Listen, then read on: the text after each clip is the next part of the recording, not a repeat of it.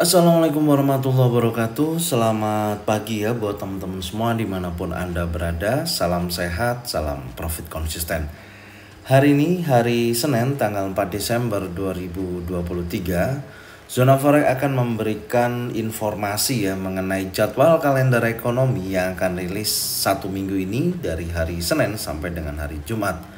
Hal apa aja yang perlu kita bahas ya, tentunya dari kondisi jadwal kalender ekonomi ya yang setiap harinya rilis dan dampaknya terhadap indeks dolar dan seperti apa kondisinya. Tentunya di sini saya menggunakan website daripada forexfactory.com. Langsung aja kita bahas, check it out. Oke, untuk jadwal kalender ekonomi yang akan rilis minggu ini yang kita mulai di tanggal 5 Desember ya, pukul 22.00. Di sini ada dua high impact yaitu ISM Service PMI dan GLTS Job Opening. Yang pertama akan kita bahas adalah ISM Service PMI. Di mana ISM Service PMI ini adalah sebuah indikator ekonomi yang digunakan untuk mengukur kinerja sektor jasa dalam perekonomian Amerika Serikat. Indikator ini diterbitkan oleh Institute for Supply Management atau ISM setiap bulannya. ISM Service PMI ini memberikan gambaran tentang aktivitas bisnis di sektor jasa yang mencakup berbagai jenis layanan seperti perbankan, asuransi, real estate, ataupun pariwisata ya, pendidikan, kesehatan, dan masih banyak lagi.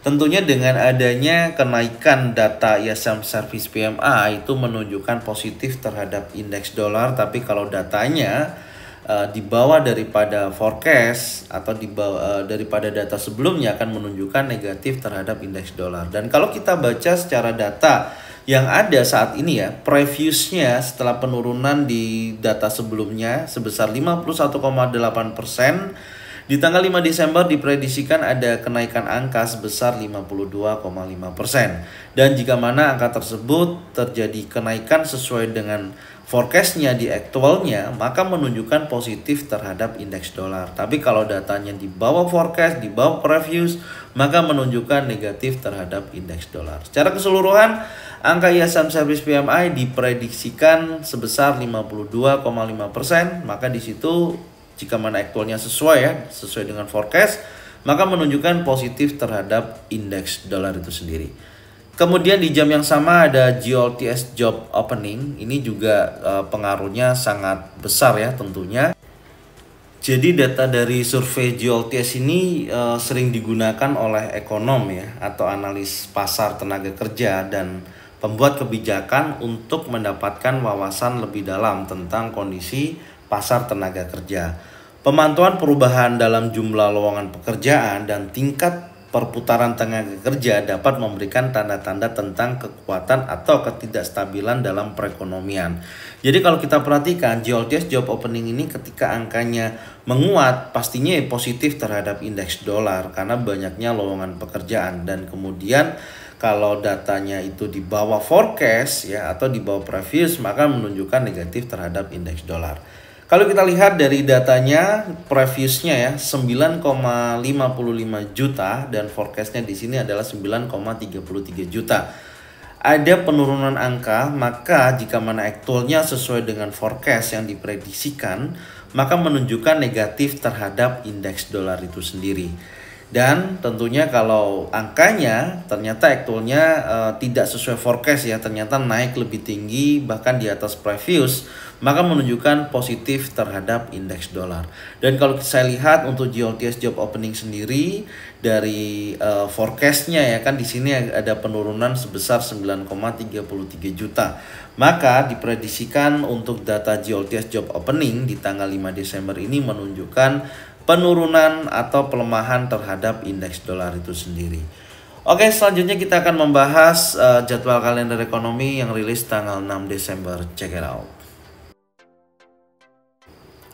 Untuk data rilis tanggal 6 Desember pukul 20:15. Di sini ada ADP Non-Farm Employment Change dan ini juga high impact. Tentunya ADP Non-Farm Employment Change ini adalah indikator ekonomi yang dikeluarkan oleh Automatic Data Processing atau ADP setiap bulannya. Indikator ini mengukur perubahan jumlah pekerjaan di sektor non-pertanian yang ada di Amerika Serikat. Kalau kita lihat dari data yang akan rilis di tanggal 6 Desember, di sini ada 113.000 untuk previousnya atau data sebelumnya, dan data yang masuk diprediksikan ada angka sebesar 120.000. Maka jika mana aktualnya sesuai dengan forecast sebesar 120.000, maka menunjukkan positif terhadap indeks dolar karena ada kenaikan data. Tapi kalau data tersebut aktualnya di bawah forecast bahkan di bawah previous, maka menunjukkan negatif terhadap indeks dolar. Secara keseluruhan untuk data rilis tanggal 6 Desember di sini diprediksikan karena ada kenaikan sebesar 120.000 dari data sebelumnya 113.000, maka diprediksikan akan menunjukkan positif terhadap indeks dolar. Oke, selanjutnya akan kita bahas di tanggal 7 Desember ya. Langsung aja kita lihat, check it out. Oke, untuk data rilis tanggal 7 Desember pukul 8.30 yaitu 20.30, di mana di sini datanya high impact juga. Ada unemployment claim, tentunya unemployment claim ini yang rilis ya setiap seminggu sekali. Jadi unemployment claim ini atau data klaim pengangguran ya. Jadi semakin banyak orang mengklaim pengangguran maka menunjukkan negatif terhadap indeks dolar. Tapi kalau unemployment claim itu sendiri tidak banyak yang melakukan klaim pengangguran, maka dianggap positif terhadap indeks dolar. Jadi kalau kita lihat dari datanya, di sini kan sebesar 218.000 ya untuk previousnya, dan forecastnya sebesar 221.000. Ada kenaikan angka dari 218.000 naik menjadi 221.000 yang diprediksikan. Jadi ketika aktualnya sesuai dengan forecast sebesar 221.000, itu menandakan negatif terhadap indeks dolar. Karena banyaknya orang yang mengklaim pengangguran, di situ menunjukkan negatif terhadap indeks dolar karena beban pemerintah akan memberikan pasokan ya atau memberikan penghasilan ke mereka secara tiap minggunya. Nah, ini sangat berpengaruh terhadap ekonomi Amerika. Gambarannya kurang lebihnya seperti itu. Jadi kalau kita lihat dari previous ke forecast di sini kan diprediksikan ada peningkatan, maka menunjukkan positif terhadap indeks dolar. Negatif maksud saya terhadap indeks dolar itu sendiri.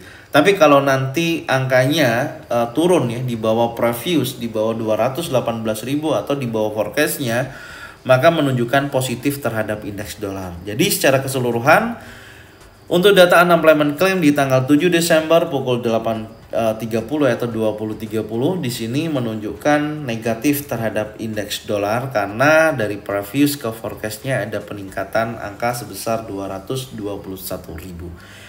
Oke, ini yang bisa saya sampaikan untuk tanggal 7 Desember ya, dan selanjutnya kita akan membahas di tanggal 8 Desember. Kemudian yang rilis hari Jumat ya tanggal 8 Desember di sini ada pukul 20.30 dan pukul 22.00. Untuk high impact yang pertama pukul 20.30 di sini ada average hourly earning, kemudian ada non-farm employment change dan employment rate. Kita akan membahas satu-satu. Untuk average hourly earning ya, ini merupakan data ekonomi yang mengacu pada perubahan per bulan ya, data rata-rata pendapatan per jam untuk pekerja di sektor atau industri tertentu. Indikator ini umumnya digunakan dalam analis pasar tenaga kerja dan ekonomi untuk menilai perubahan dalam upah selama periode waktu singkat dan biasanya dari satu bulan ke bulan berikutnya. Tentunya perubahan positif atau angkanya positif untuk average hourly earning di sini menunjukkan bahwa rata-rata upah per jam telah meningkat selama bulan tersebut dan dibandingkan dengan bulan sebelumnya. Tapi sebaliknya perubahan negatif menunjukkan penurunan upah per jam rata-rata, dan ini juga sangat berpengaruh terhadap indeks dolar itu sendiri. Dan kalau kita lihat dari data average hourly earning ya, di sini menunjukkan kenaikan dari data sebelumnya adalah 0,2%. Ada pertumbuhan, ada kenaikan sebesar 0,3% ya untuk average hourly earning sendiri. Dan ketika angka tersebut sesuai dengan aktualnya, forecastnya sesuai dengan aktual sebesar 0,3% atau lebih di angka tersebut, maka menunjukkan positif terhadap indeks dolar. Tapi kalau angkanya ternyata turun di bawah previous ya ataupun di bawah forecast, maka di situ menunjukkan negatif terhadap indeks dolar.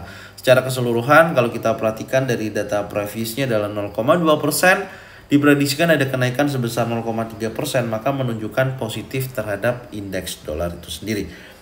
Kemudian di jam yang sama ada non-farm employment change, dan ini yang juga sangat berpengaruh tentunya ya tiap bulannya. Jadi non-farm employment change ini merujuk pada perubahan jumlah pekerjaan di luar sektor pertanian selama periode tertentu.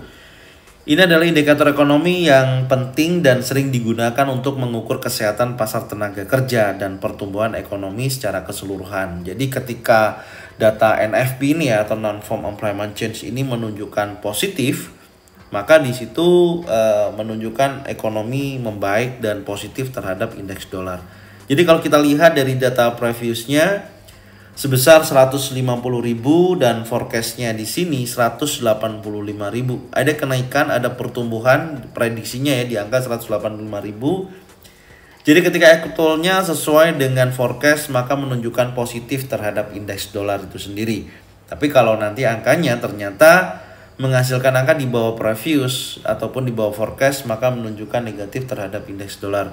Secara keseluruhan dari angka yang diprediksikan sebesar 185.000 menunjukkan positif terhadap indeks dolar itu sendiri. Oke, berikutnya adalah data unemployment rate ya. Ini juga rilis pukul 20.30. Jadi untuk data unemployment rate ini adalah mengukur ya tingkat pengangguran dalam suatu ekonomi atau wilayah pada suatu periode waktu tertentu.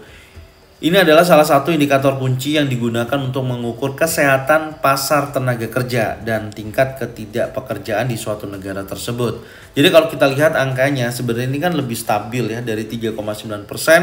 Tidak ada perubahan, prediksinya adalah 3,9%. Jadi ketika nanti aktualnya di atas daripada forecast ya ada kenaikan, di situ menunjukkan negatif terhadap indeks dolar. Tapi kalau angkanya turun di bawah 3,9%, maka menunjukkan positif terhadap indeks dolar.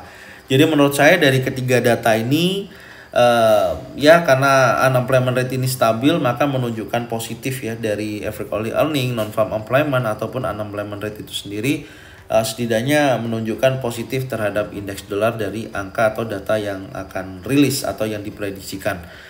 Oke, selanjutnya di pukul 22.00 ya. Di sini ada Prelium Your Consumer Sentiment. Tentunya kalau kita lihat dari datanya ada 61,3%. Prediksinya sebesar 62%. Ketika aktualnya sesuai dengan forecast, maka ya positif terhadap indeks dolar. Tapi kalau datanya tersebut di bawah previous, maka menunjukkan negatif terhadap indeks dolar. Secara keseluruhan data pukul 22.00 high impact untuk Prelium Your Consumer Sentiment di sini menunjukkan positif terhadap indeks dolar untuk prediksinya. Oke.